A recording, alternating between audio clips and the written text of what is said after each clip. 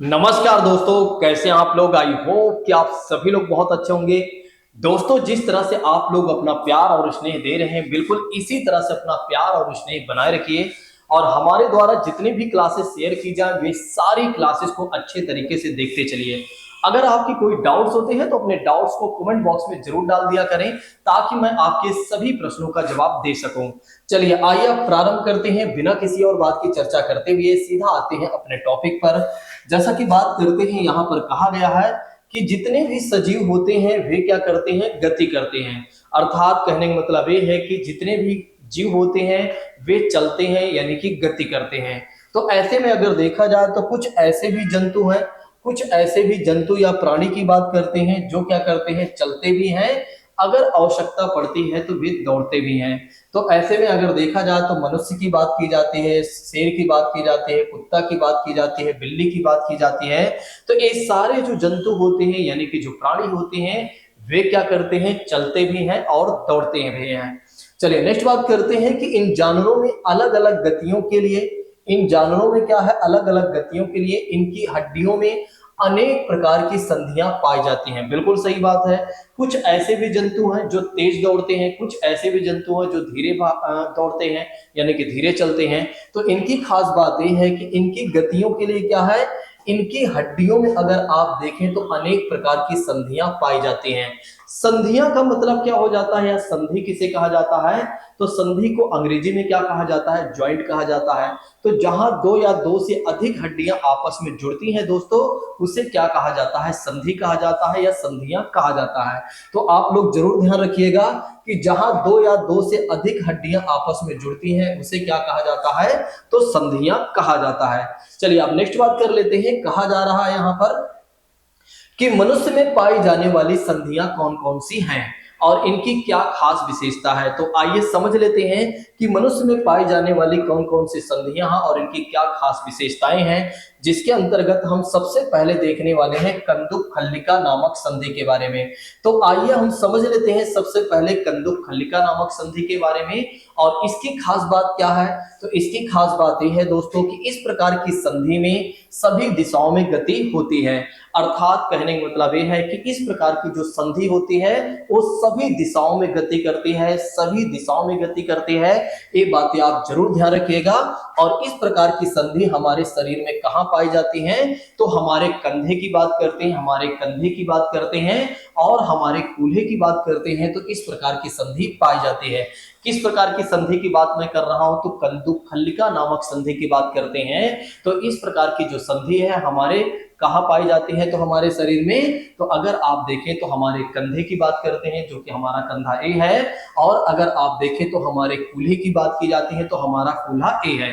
तो हमारे कूल्हे में और अगर आप देखें तो हमारे कंधे में इस प्रकार की संधि पाई जाती है। और किस प्रकार की संधि की बात मैं कर रहा हूं, तो कंदुक खल्लिका नामक संधि की बात मैं कर रहा हूं। जिसकी खास बात क्या है, तो जिसकी खास बात यह है कि इस प्रकार की जो संधि होती है सभी दिशाओं में गति करती हैं। तो ऐसे में अगर देखा जाए तो अगर हम एक बार चित्र के माध्यम से देख लेते हैं तो सारी चीजें हमें बहुत अच्छे तरीके से याद हो जाएंगी। तो अगर आप देखना चाहते हैं, कूल्हे को देखना चाहते हैं, तो आप देख सकते हैं। ये है कूल्हा हमारे शरीर में, जो कि कंदुक खल्लिका का ही एक उदाहरण है दोस्तों। तो ये है कूल्हा की बात करते हैं और ये है कंधे की बात करते हैं। तो जो कि यहाँ पर हमारी कौन सी संधि पाई जाती है, तो कंदुक खल्लिका नामक संधि पाई जाती है। अगर आपके एग्जामिनेशन में कभी प्रश्न ये बन जाए कि आप हमें ये बता दीजिए कि कूल्हे की बात करते हैं, कूल्हे की हड्डियों की बात करते हैं, या कूल्हे की बात करते हैं और हमारे कंधे की बात करते हैं, तो यहाँ पर किस प्रकार की संधि पाई जाती है, तो आप क्या बताएंगे, कंदुक खल्लिका नामक संधि पाई जाती है। कौन सी संधि पाई जाती है, तो कंदुक खल्लिका नामक संधि पाई जाती है। ये बातें आप जरूर ध्यान रखिएगा।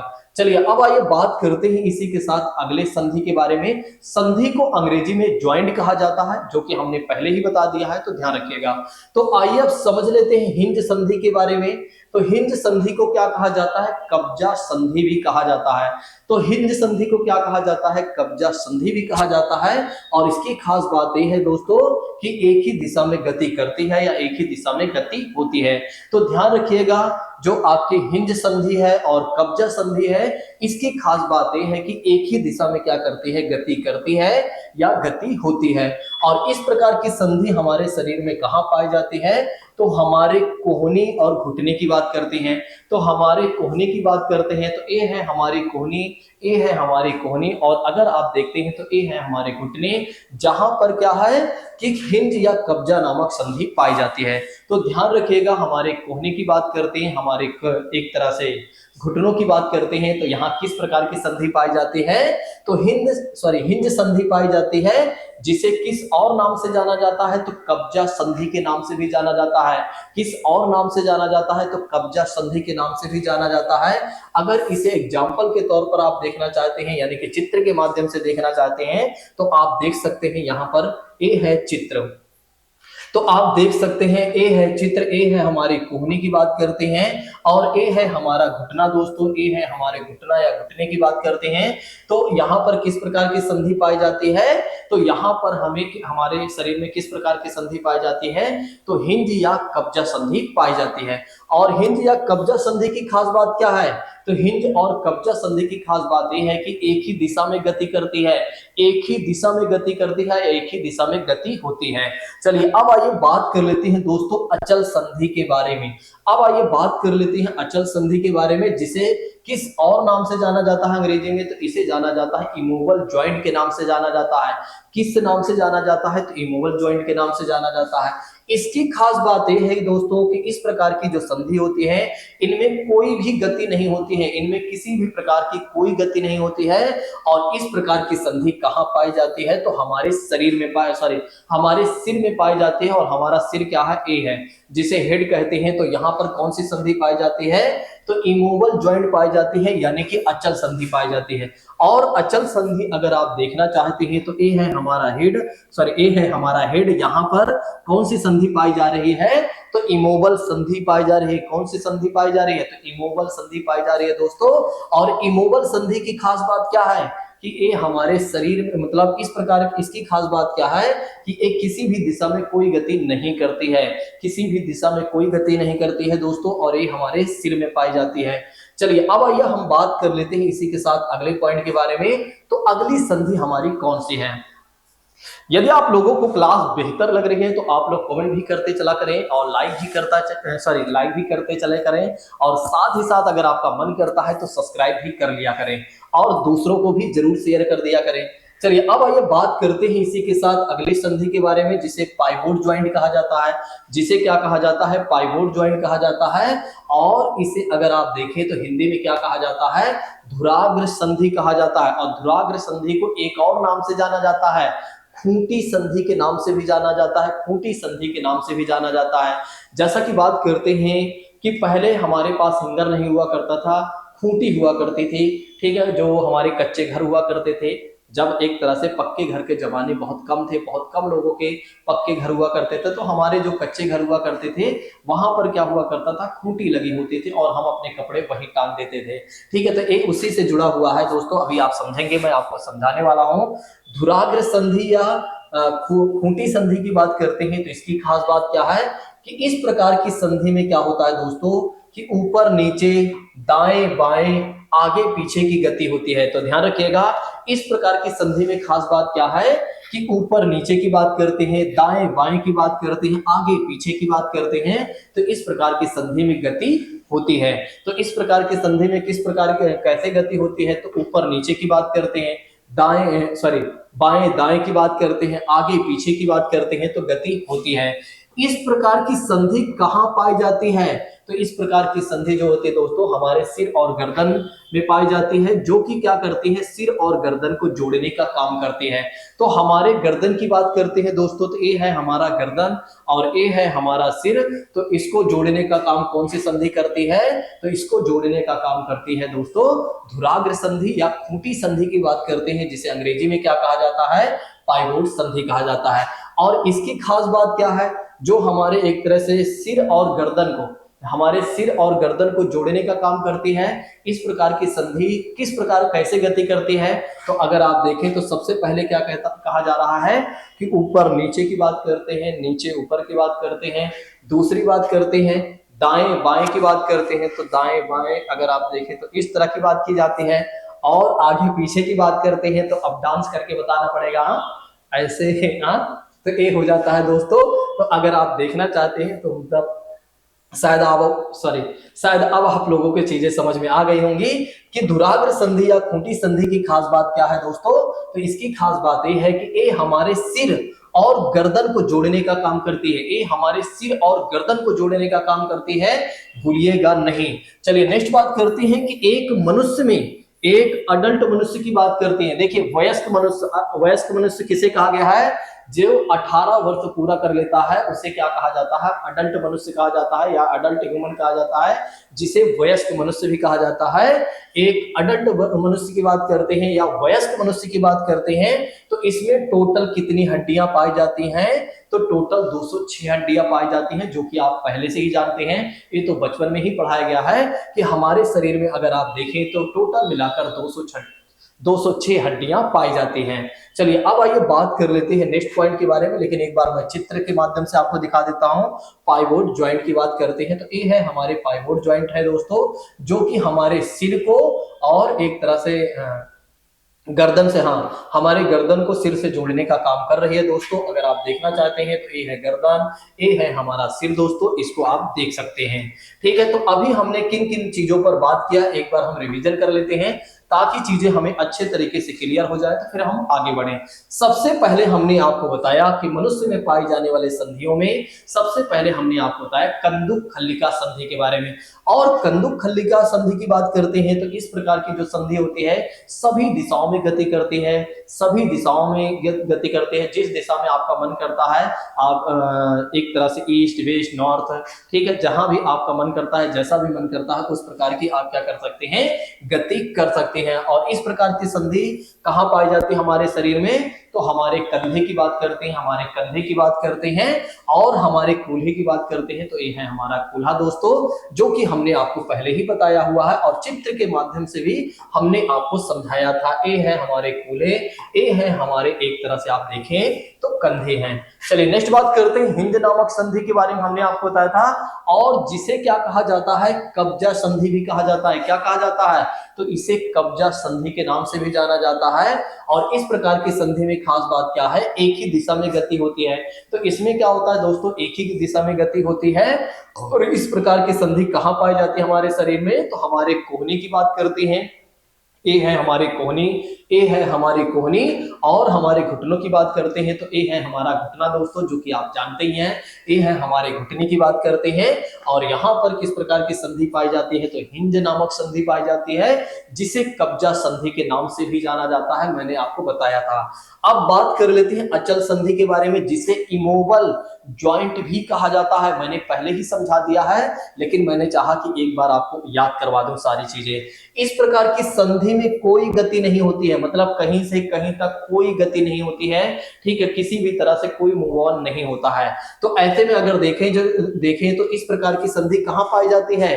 तो हमारे सिर में पाई जाती है, और सिर का मतलब हो जाता है हेड। तो हमारे हेड में इस प्रकार की संधि पाई जाती है, इमोबल संधि यानी कि अचल संधि। ठीक है, चलिए अब हम आगे बढ़ लेते हैं। नेक्स्ट बात करते हैं, हमने आपको बताया था धुराग्र संधि के बारे में, जिसे खूंटी संधि कहा जाता है। और इसकी खास बात क्या है दोस्तों? कि इस प्रकार की संधि ऊपर नीचे दाएं बाएं आगे पीछे की बात करते हैं तो गति होती है। और इस प्रकार की संधि की खास बात क्या है? जो कि हमारे शरीर में होती है, मतलब कि हमारे सिर और गर्दन को जोड़ने का काम करती है। तो यह जो संधि होती है हमारे सिर की बात करते हैं, हमारे सिर की बात करते हैं और हमारे गर्दन को जोड़ने का काम करते हैं। कौन सी संधि है? तो धुराग्र संधि, जिसे खूंटी संधि के नाम से हम जानते हैं, जिसे खूंटी संधि के नाम से भी हम जानते हैं। ये बातें जरूर ध्यान रखिएगा। एक वयस्क मनुष्य में कुल कितनी हड्डियां होती हैं? तो एक वयस्क मनुष्य में यदि आप देखें तो 206 हड्डियां होती हैं। ये बातें आप लोग जरूर ध्यान रखिएगा। यदि आप वाकई में चाहते हैं कि सीटेट जैसे परीक्षा में आप अच्छे मार्क्स हासिल करें, तो हमारे द्वारा जितनी भी क्लासेस शेयर की जाए वे सारी क्लासेस को आप अच्छे से देखते चलिए। मैं वादा करता हूं आप लोगों से कि एक भी प्रश्न आपके गलत नहीं होने दूंगा। चाहे उस सीडीपी की बात करें या ईवीएस की बात करें, मैं 2-3 विषय पढ़ाऊंगा और दोनों तीनों विषय में एक भी प्रश्न आपके गलत नहीं होने दूंगा। लेकिन आपको क्या करना पड़ेगा, हमारे द्वारा जितनी भी क्लासेस शेयर की जाए वे सारी क्लासेस को अच्छे तरीके से देखना होगा। चलिए अब नेक्स्ट बात कर लेते हैं। उल्लू की बात करते हैं तो उल्लू के बारे में तो आप जानते ही हैं कि उल्लू जो होता है काफी हद तक अपनी गर्दन को पीछे घुमा सकता है। तो उल्लू की खास बात क्या है कि उल्लू क्या करता है, अपनी गर्दन को काफी हद तक पीछे घुमा सकता है। और मैना की बात करते हैं तो अगर आपके एग्जाम में पूछा जाता है कि मैना की क्या खास विशेषता होती है तो आप बताइएगा। मैना जो होती है झटके से अपनी गर्दन को आगे पीछे करती है। ध्यान रखिएगा, मैना जो होती है अपनी गर्दन को झटके से आगे पीछे करती है। अगर आपके एग्जाम में ये पूछा जाए कि ऐसा कौन सा पक्षी है जो अपनी गर्दन को काफी पीछे हद तक क्या करता है, घुमा सकता है, तो वो है उल्लू। दोस्तों ध्यान रखिएगा, उल्लू। और अगर आपके एग्जाम में एक प्रश्न पूछा जाता है कि ऐसी कौन सी पक्षी है जो झटके से अपने गर्दन को क्या करती है, एक तरह से आगे पीछे करती है, तो वो है आपकी कौन सी पक्षी है, तो मैना। ठीक है, तो ध्यान रखिएगा। चलिए अब नेक्स्ट बात कर लेते हैं। कुछ जंतु ऐसे हैं जो रेंगते हैं दोस्तों, कुछ ऐसे जंतु होते हैं जो रेंगते हैं। ध्यान रखिएगा, वे कौन कौन से जंतु हैं। एक तो पहली बात करते हैं केचुआ की बात करते हैं और सांप की बात करते हैं। अब क्या कारण है और किसकी वजह से ये रेंगते हैं, तो आइए ये भी समझ लेते हैं। देखिए केचुआ की बात करते हैं तो केचुआ जो होते हैं पेशियों और सूप की मदद से रेंगते हैं। तो ध्यान रखिएगा, जो केचुए होते हैं वे क्या करते हैं, पेशियों की बात करते हैं और सूप की बात करते हैं, तो उसकी मदद से क्या होता है, रेंगते हैं। कभी आपने केचुआ को देखा होगा तो कुछ इस तरह से चलते हुए दिखता है। ठीक है, तो वो किसकी मदद से वो क्या करता है, रेंगता है, तो ध्यान रखिएगा पेशियों और सूप की मदद से। किससे रेंगता है दोस्तों, तो किसकी मदद से, पेशियों और सूप की मदद से। इसीलिए मैं बार बार बोल रहा हूं, 2-3 बार एक एक चीजों को मैं रिपीट कर रहा हूं ताकि आपको याद हो जाए। चलिए अब नेक्स्ट बात करते हैं, सांप के बारे में बात करते हैं। तो सांप की विशेषता क्या है दोस्तों, सर्प की बात करते हैं तो अपनी पेशियों और छल्लों की मदद से क्या करते हैं, सांप एक तरह से रेंगते हैं। तो ध्यान रखिएगा, पेशियों और छल्लों की मदद से, जिसे वलय भी कहा जाता है, पेशियों और छल्लों की मदद से जिसे वलय कहा जाता है। ठीक है, तो इसकी मदद से सांप क्या करते हैं दोस्तों, रेंगते हैं। चलिए अब आइए बात करते हैं इसी के साथ नेक्स्ट पॉइंट के बारे में। कहा जा रहा है कि कुछ ऐसे जंतु होते हैं जो उड़ते हैं, कुछ ऐसे जंतु होते हैं जो उड़ते हैं, जो कि आप जानते हैं। जैसे की बात करते हैं, पक्षी की बात करते हैं, तो पक्षी जो होते हैं ये उड़ते हैं। भला कौन नहीं जानता है, बचपन से ही हमें ये बातें सिखाई जा चुकी हैं, बचपन से ही ये बातें हमें सिखाई जा चुकी हैं। चलिए नेक्स्ट बात करते हैं, पक्षी अपने पंखों की मदद से उड़ते हैं। जो पक्षी होते हैं दोस्तों अपने पंखों की मदद से, जो पक्षी होते हैं अपने पंखों की मदद से क्या करते हैं, उड़ते हैं। परंतु शुतुरमुर्ग और एमू जैसे पक्षी उड़ते नहीं हैं। परंतु यदि आप देखें तो शुतुरमुर्ग और एमू जैसे पक्षी जो होते हैं ये क्या करते हैं, उड़ते नहीं है। ये बातें ध्यान रखिएगा, लेकिन एक काफी तेज गति से भाग सकते हैं। तो इनकी खास बात क्या है कि एक काफी तेज गति से भाग सकते हैं। और किसकी बात मैं कर रहा हूं, तो शुतुरमुर्ग और जिसे ऑस्ट्रिच कहा जाता है और एमू की बात कर रहा हूं मैं। तो शुतुरमुर्ग और एमू जैसे पक्षी जो हैं ये उड़ते तो नहीं है, लेकिन काफी तेज गति से ये क्या कर सकते हैं, भाग सकते हैं। आप लोग ध्यान रखिएगा। नेक्स्ट बात करते हैं, कुछ ऐसे जंतु होते हैं जो तैरते हैं, कुछ ऐसे जंतु होते हैं जो कि तैरते हैं। आइए समझ लेते हैं। जैसा कि बात करते हैं, मछली की बात करते हैं, बतख की बात करते हैं, तो आदि जंतु जो हैं एक तरह से तैरते हैं। तो मछली और बतख का नेम जरूर ध्यान रखिएगा, ये तैरते हैं। और कैसे तैरते हैं आइए समझते हैं और किसके कारण। देखिए मछली जो होती है ना अपनी धारा रेखीय शारीरिक आकृति के कारण, अपनी धारा रेखी शारीरिक आकृति के कारण क्या करते हैं, तैरते हैं। तो ये बातें आप लोग जरूर ध्यान रखिएगा। जो मछली है दोस्तों ना, मछली जो है ना अपनी धारा रेखी आकृति के कारण क्या होता है, तैरती है। ये वाला क्वेश्चन तो कई बार आपके एग्जाम में पूछा जा चुका है कि मछली किसके कारण एक तरह से तैरती है दोस्तों। तो ध्यान रखिएगा, धारा रेखी, धारा रेखी नाम को, शब्द को याद रखिएगा कि धारा रेखी आकृति के कारण क्या होता है। जो आप देखते हैं ना मछली में एक तरह से एक आकृति बनी होती है, लाइन लाइन, तो उसी को कहा जा रहा है धारा रेखी कहा जा रहा है। ठीक है, तो इसके कारण क्या होता है कि मछली तैरती है। नेक्स्ट बात करते हैं, बतख की बात करते हैं और साथ ही साथ मेढक की बात कर लेते हैं। देखिए जैसे बतख तैरते हैं या तैरती हैं, वैसे ही मेढक भी तैरते हैं। तो देखिए जो बतख होती है ना, अपने जाल युक्त पांडुलियों के कारण क्या होता है, तैरती हैं। और मेढक भी जो होते हैं वे भी इसी तरह से तैरते हैं, पांडुलियों के कारण। पांडुलियों के कारण, ये बातें आप जरूर ध्यान रखिएगा। आइए मैं आपको दिखा देता हूं पांडुलियों किसे कहा जाता है। देखिए अगर आप देखना चाहते हैं तो इसे पांडुलियां कहा जाता है, इसे पांडुलियां कहा जाता है। और इसी के कारण क्या होता है कि ये जो जंतु होते हैं तैरते हैं। ये बातें जरूर ध्यान रखिएगा, भूलिएगा नहीं। अपने दिमाग में चित्र बना लीजिए, अपने दिमाग में तुरंत चित्र बना लीजिए। जिस तरह से आपके दिमाग में जैसे ही कोई बोले कि ताजमहल, अगर कोई बोलता है तो दिमाग में ताजमहल आ जाता है, कोई मोदी जी बोलता है तो सीधा मोदी जी का चित्र आ जाता है। तो जो चीजें आप देखे रहते हैं उसके बारे में कभी भी कोई बात करता है, तुरंत उसका इमेज आपके दिमाग में आ जाता है। वैसे ही जैसे कि ये सारी चीजें आ जाती हैं, वैसे ये भी पॉइंट आपके दिमाग में अगर चित्र में आ गया तो निश्चित तौर पर आपके प्रश्न गलत नहीं होंगे। इस बात की तो मैं गारंटी देता हूं, अगर एक बार अपने दिमाग में आपने इस इमेज को क्लिक कर लिया तो ठीक है, हमेशा के लिए सेट हो जाएगा। ठीक है, तो मैंने आपको बताया, एक बार फिर से मैं आपको बता देता हूं कि जो बतख की बात करते हैं, बतख जो है अपने जाल युक्त पंदुलियों के कारण, और जो मेढक है ये भी पंदुलियों के कारण क्या होता है, तैरते हैं। और मछली किसकी वजह से तैरती है, तो ध्यान रखिएगा जो मछली होती है वे अपनी शारीरिक आकृति, जो उनकी धारा रेखी शारीरिक आकृति होती है, यानी कि धारा रेखी की वजह से मछली तैरती है दोस्तों। ठीक है, चलिए अब आइए बात करते हैं इसी के साथ नेक्स्ट पॉइंट के बारे में।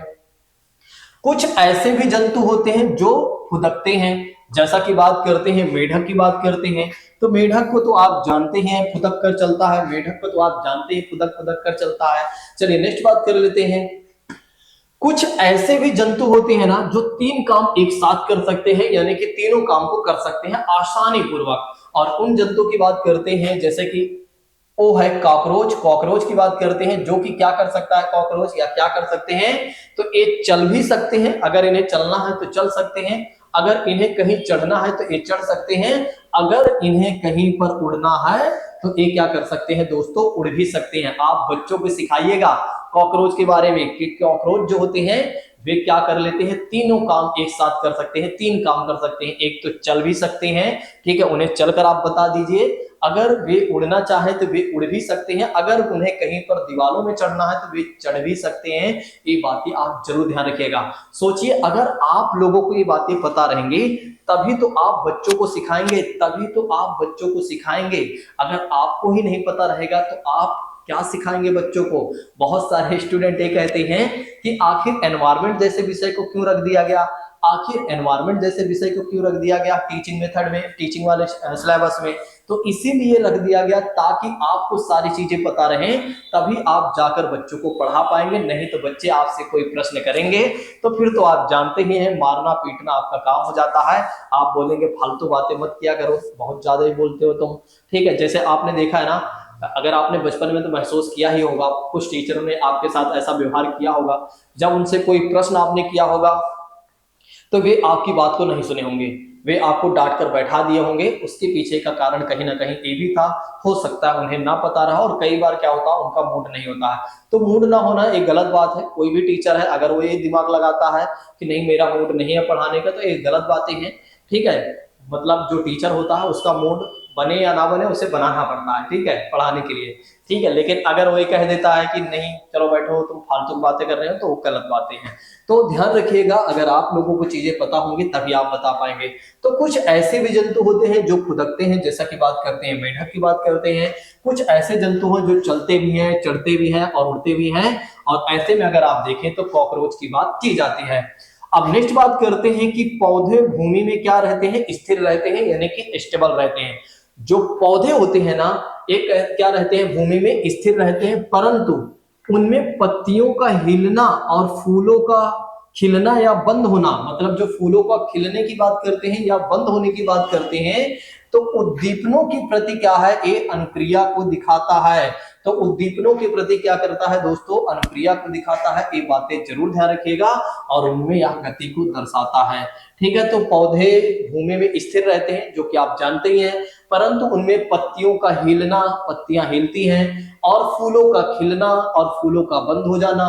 ठीक है, ये क्या दिखा रहा है कि उद्दीपनों की प्रतिक्रिया, उद्दीपनों के प्रति अनुक्रिया को दिखाना आदि उसमें गति को दर्शा रहा है। तो दोस्तों जैसा कि बात करते हैं, जिन लोगों ने को उद्दीपन अनुक्रिया नहीं समझ में आ रहा है वे लोग क्या करेंगे, पिछली वाली क्लास को जरूर देख लेंगे, जो कि मैंने बहुत अच्छे तरीके से पढ़ाया हुआ है, बिल्कुल फील करके मैंने बताया हुआ है।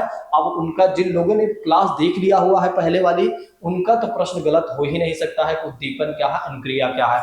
अगर इससे संबंधित कोई प्रश्न आया तो वे आराम से कर जाएंगे, क्योंकि मैंने बहुत अच्छे तरीके से बताया हुआ। कॉकरोच को अगर देखना चाहते हैं, जो कि हमने पहले ही बता दिया है कॉकरोच की विशेषता, अगर कोई कॉकरोच को देखना चाहता है तो देख सकता है दोस्तों। ए है कॉकरोच, ठीक। ये क्या है, एक मिनट दोस्तों, चलिए। ए है कॉकरोच, जो कि हमने पहले ही बता दिया है, तीनों काम ही कर सकता है।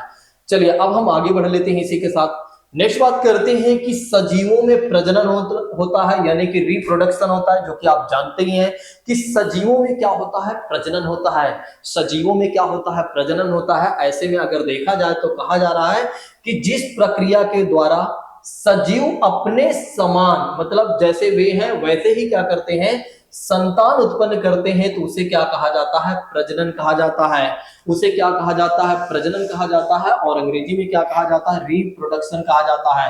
क्या कहा जाता है, रिप्रोडक्शन कहा जाता है। ये बातें ध्यान रखिएगा, ठीक है। तो जिस प्रक्रिया द्वारा सजीव अपने समान संतान को उत्पन्न करते हैं उसे क्या कहा जाता है दोस्तों, प्रजनन कहा जाता है। और वे जंतु जिनके शरीर पर बाल होते हैं, वे जंतु जिनके शरीर पर बाल होते हैं और जिनके कान दिखाई देते हैं, और वे जो बच्चों को जन्म देते हैं, जो बच्चों को क्या करते हैं, जन्म देते हैं, ऐसे जंतुओं को क्या कहा जाता है, जरायुज कहा जाता है। ऐसे जंतुओं को क्या कहा जाता है, जरायुज कहा जाता है। और ऐसे में अगर देखा जाए, मनुष्य, कुत्ता, गाय, शेर, हाथी की बात करते हैं तो ये जंतु इसके उदाहरण में आते हैं। तो ये बातें जरूर ध्यान रखिएगा। और जरायुज को स्तनधारी जंतु भी कहा जाता है। चलिए अब हम आगे बढ़ लेते हैं इसी के साथ। नेक्स्ट बात करते हैं, वे जंतु जिनके कान दिखाई नहीं देते हैं। ऐसे जंतु जिनके कान दिखाई नहीं देते हैं, ऐसे जंतु जिनके कान नहीं दिखाई देते हैं, और इतना ही नहीं, उनके शरीर पर बाल भी नहीं दिखाई देते हैं, लेकिन वे अंडे देते हैं। वे क्या करते हैं, अंडे देते हैं। और ऐसे जंतुओं को क्या कहा जाता है, अंड प्रजक कहा जाता है। ऐसे जंतुओं को क्या कहा जाता है, अंड प्रजक कहा जाता है। ऐसे जंतुओं को क्या कहा जाता है, अंड प्रजक कहा जाता है। और जैसा कि बात करते हैं पक्षी, मेढक, बतख, मछली आदि की बात करते हैं, तो ये जो जंतु होते हैं ये क्या करते हैं, अंडे देते हैं। ध्यान रखिएगा, ये जंतु क्या करते हैं, अंडे देते हैं। चलिए अब नेक्स्ट बात कर लेते हैं, चमगादड़ की बात करते हैं। बहुत ही खास बात, चमगादड़ को आप देखना चाहते हैं तो देख सकते हैं, ये है चमगादड़ दोस्तों। व्हेल मछली की बात करते हैं और सील मछली की बात करते हैं, तो ये क्या करते हैं, बच्चों को जन्म देते हैं। ये क्या करते हैं, बच्चों को जन्म देते हैं। और जो बच्चों को जन्म देते हैं, और इतना ही नहीं, बच्चों को जन्म देने के साथ साथ दूध भी पिलाते हैं, ऐसे जंतु को क्या कहा जाता है, स्तनधारी जंतु कहा जाता है। तो ऐसे जंतु को क्या कहा जाता है, स्तनधारी जंतु कहा जाता है। ये बातें जरूर ध्यान रखिएगा, भूलिएगा नहीं। तो चमगादड़, व्हेल और सील मछली, चमगादड़, व्हेल और सील मछली की बात करते हैं तो ये स्तनधारी जंतु में आएंगे, स्तनधारी जंतु में आएंगे। ये बातें जरूर ध्यान रखिएगा, भूलिएगा नहीं। अब आइए हम ये बात कर लेते हैं कि जो जंतु होते हैं उनके बच्चों को क्या कहा जाता है, मतलब किन किन नामों से बुलाया जाता है। ये बहुत ही महत्वपूर्ण पॉइंट है। आपके एग्जाम में तो कई बार यहाँ से प्रश्न बन चुका है, आपके एग्जाम में कई बार यहाँ से प्रश्न बन चुका है। तो एक भी चीजों को भूलिएगा नहीं, अगर हो सके तो अपने नोट्स में भी मेंशन कर लीजिएगा। अच्छा, यहाँ पर एक और बात मैं कहना चाहूंगा, यदि आप नए हैं तो तुरंत चैनल को आप सब्सक्राइब कर लीजिए। पूरे YouTube पर मैं धमाल मचाने वाला हूँ सीटेट को लेकर। आप देखेंगे कि एक भी प्रश्न आपका गलत नहीं होगा। जिन लोगों ने हमारे पूरे सिलेबस को अच्छे तरीके से कवर कर लिया, अर्थात मेरा कहने का मतलब ये है, जिन लोगों ने पूरी वीडियो को अच्छे से देख लिया, एक एक सिलेबस, सॉरी एक एक विषय के मैं सारी वीडियो कंप्लीट करके दूंगा। और जिन लोगों ने अच्छे से देख लिया और वे एग्जाम देने जाएंगे तो अपने आप को बिल्कुल फ्री फील महसूस करेंगे। उन्हें ऐसा लगेगा कि वाकई में अब मुझे किसी भी तरह से कोई डर नहीं है, बहुत बेहतर मेरी तैयारी है। और पेपर देकर निकलेंगे तो उनके मन में ऐसा भी प्रश्न नहीं आएगा इस बार मेरा होगा या नहीं होगा। वे कहेंगे इस बार मैं अंदर हूं आराम से, और केवल 90 नंबर नहीं बल्कि 90 से ऊपर मेरा नंबर होगा कहीं ना कहीं, क्योंकि वे कॉन्फिडेंस से आएंगे, क्योंकि मैं बहुत अच्छे तरीके से एक एक चीजों को करवाने वाला हूं। ऐसे में अगर देखा जाए तो सबसे पहले बात कर लेते हैं जीव के बारे में और उनके बच्चों के बारे में। जैसे अगर आप देखें कपी की बात करते हैं तो कपी के बच्चे को क्या कहा जाता है, बच्चे या बच्चा कहा जाता है। चमगादड़, कुत्ता, सार्क। अच्छा, कुत्ता के बारे में तो सभी जानते थे कि कुत्ते के बच्चे को क्या कहा जाता है, पिल्ला पिल्ली कहा जाता है। लेकिन कुछ लोगों को आज पहली बार पता चला होगा कि चमगादड़ और सार्क के भी बच्चे को क्या कहा जाता है, पिल्ला पिल्ली कहा